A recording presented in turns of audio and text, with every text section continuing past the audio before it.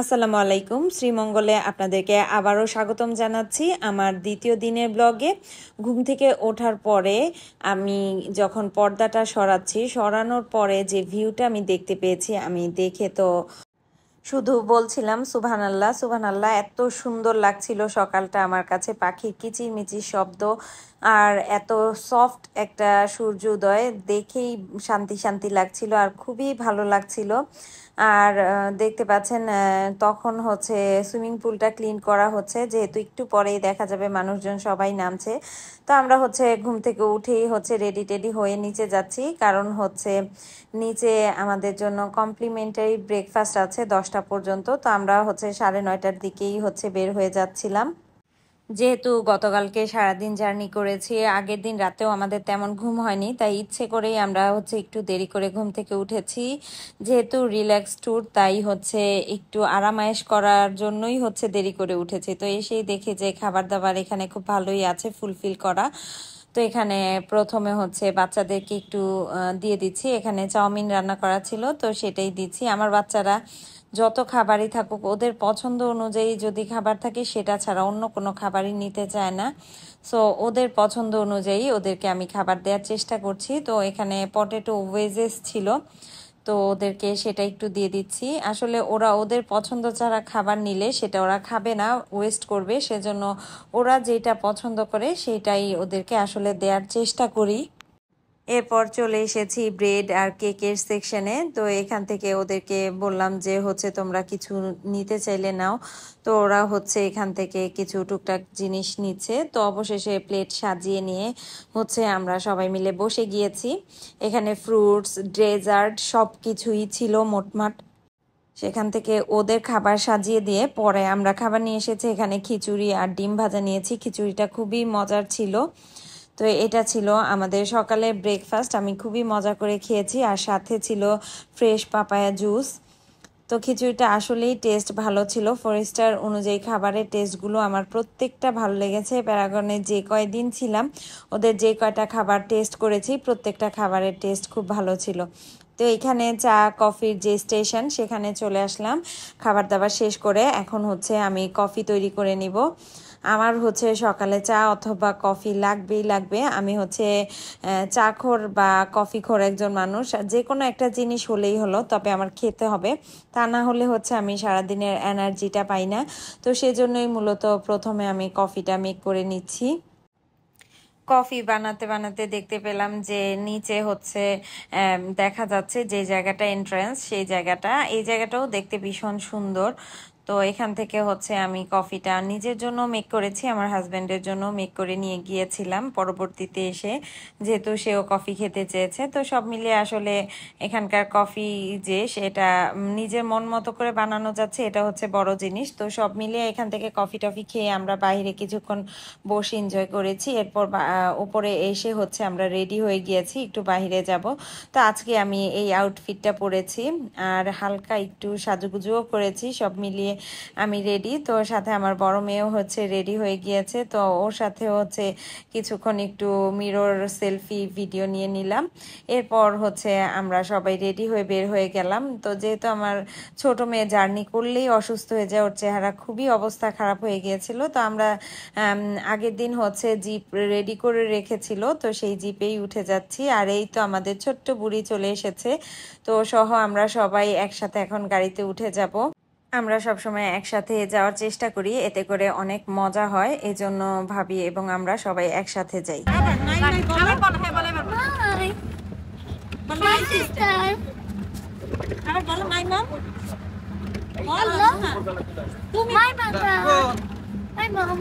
আমি তো ঢাকার বাইরে আছি, কাজ my sister, my sister, বাসাই তো সমস্যা নাই।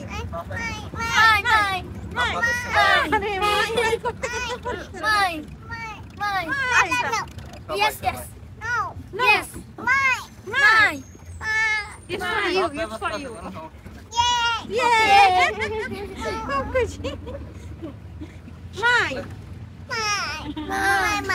My sister. My sister. My Baba. My Baba. ওর সাথে আমি দেখতে দেখতে আমরা প্রথম যে স্পট সেখানে চলে এসেছি। তো এই স্টেটটা একটা চা স্টেট। তো এখানে আসার পরে দেখতে পেলাম কোনো একটা স্কুল থেকে হয়তো বা ওদেরকে নিয়ে এসেছে ভ্রমণ করানোর জন্য এই স্টেটে। তো এই স্টেটটার নাম হচ্ছে এমআর খান টি স্টেট। আর এখানে অনেকটা দূর আগেই আমাদেরকে নামিয়ে দিয়েছে, তো এখান থেকে হেঁটে আমাদেরকে যেতে বললো। তো আমরা যাওয়ার সময় শুনলাম এখান থেকে আধা ঘন্টা লাগবে হেঁটে হেঁটে যেতে, আবার আধা ঘন্টা লাগবে হেঁটে আসার জন্য। তো অনেকটা দূর এখান থেকে যাওয়ার জন্য। তো এই জায়গাটা হচ্ছে দার্জিলিং টিলা এলাকা। তো এই জায়গায় কি কি করা যাবে সেটাই হচ্ছে এখানে লেখা। তো আমরা যেতে যেতে একটা সিএনজি পেলাম ভেতরে, যেটা একদম উপর পর্যন্ত আমাদেরকে দিয়ে আসবে, আবার আসার সময় আমাদেরকে নিয়ে আসবে। তো 100 টাকার বিনিময়ে হচ্ছে আমরা এইটা রিজার্ভ করে নিলাম, যাতে আমরা যেয়ে আবার আসতে পারি। এতে করে আমাদের সময়টা অনেকটা বাঁচবে। আর সাথে যেহেতু বাচ্চা কাচ্চা আছে, ওরাও আসলে এই রাস্তায় হেঁটে তো অভ্যস্ত না, সেজন্য ওরা হচ্ছে বিরক্তও হচ্ছিল। তো সব মিলিয়ে গাড়িটা পেয়ে আমাদের জন্য অনেক উপকার হয়েছে। তো এখানে যেহেতু আমরা একদম শীতের শেষে এসেছি, তাই এই টাইমটা হচ্ছে ওদের চা বাগানটা হচ্ছে ছাঁটাই করার সময়। ওরা হচ্ছে তখন কাজ থেকে বন্ধ থাকে, প্রায় 2 মাসের মতো ওরা বসা থাকে। আর গাছের পাতাগুলো তখন কেমন যেন একটু অন্যরকম হয়ে যায়। দেখতে পাচ্ছেন উপর থেকে দেখতে কিন্তু অনেক সুন্দর লাগছিল। তো সব মিলিয়ে আমরা ঘুরে টুরে আবার নিচে চলে এসেছি গাড়িতে করে। এখন আমাদের গলা একদম শুকিয়ে গিয়েছে, তাই আমরা হচ্ছে এখান থেকে পানি ভরে নিচ্ছিলাম আমাদের বোতলে, যেহেতু আশেপাশে দোকান ছিল না। তো তারপর আবার গাড়িতে উঠে আমরা চলে এসেছি লাউয়াছড়া যে উদ্যান আছে শ্রীমঙ্গলে, সেটা। তো এটা কিন্তু একটা খুবই সুন্দর জায়গা। তো এই জায়গায় গতবার আমরা যখন এসেছিলাম করোনার সময়ে, তখন লকডাউন চলছিল, তখন আমরা আর ভেতরে যেতে পারিনি। তবে এবার আমরা ভেতরে ঢুকলাম। তো এখানে কিন্তু অনেক বিরল প্রজাতির গাছ আপনারা দেখতে পাবেন।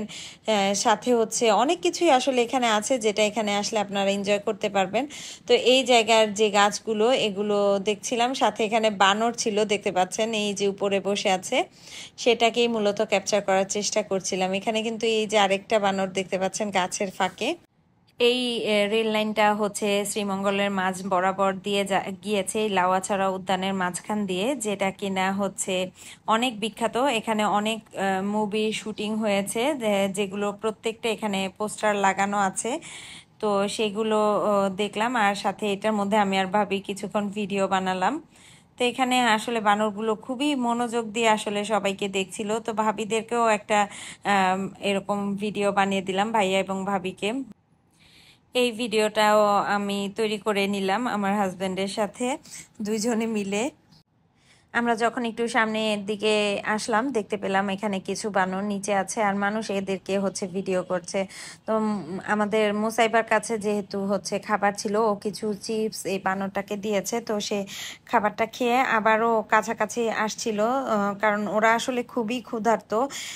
এজন্য ওরা মানুষও ভয় পায় না, ওরা কারো কাছে খাবার দেখলে সেটা খেতে চায়। তো ভাবি আবার পুরো চিপসের প্যাকেটটাই যখন দিল, সে এটাকে ঢেলে পুরোটাই খেয়ে নিচ্ছিল। এদিকে দেখতে পাচ্ছেন মানুষজন ভিডিও করছে। তারা যদি এটা না করে এখানে হচ্ছে কিছু খাবার দাবার নিয়ে এসে ওদেরকে দিত, তাহলে মনে হয় বেশি ভালো হতো।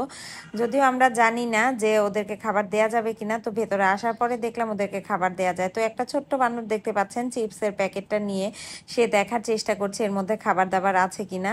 তো আসলে ওদেরকে একটু খাবার দাবার দিলে ওরা খুব খুশি হয়। ওদেরকে আসলে আমার মনে হয় তেমন কোনো খাবার দাবার দেয়া হয় না।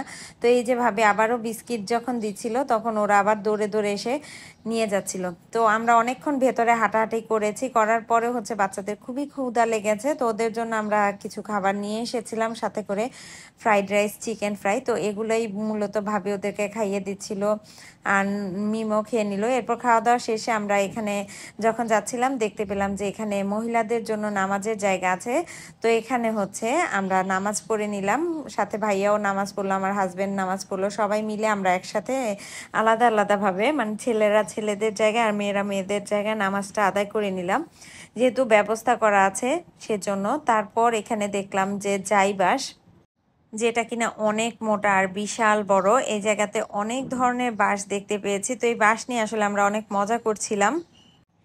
এখানে আমরা ঘুরে টুরে বাইরে এসে দেখি খুবই সুন্দর করে এখানে ঝালমুড়ি, তারপর ফুচকা, বেলপুরি এগুলো সেল করছে। তো এগুলো আমরা অর্ডার করে এখানে বসছি আর দেখতে পেলাম প্রচুর বোম্বাই মরিচ উনি খুব সুন্দর করে সাজিয়ে রেখেছে। তো ঝালমুড়ি নেওয়ার পরে আমার কাছে টেস্টটা খুব একটা বেশি ভালো লাগেনি। এরপর ওনাকে বলার পরে আবার উনি হচ্ছে বোম্বাই মরিচ দিয়ে সেটাকে দিয়েছে, এত পরিমাণ ঝাল লেগেছিল যে বলার বাইরে। এরপর নিয়েছি এখানে বেলপুরি। তো এখান থেকে হচ্ছে বেলপুরি সবাই মিলে খেয়ে নিয়েছি। এখানে টকটা ভালোই ছিল।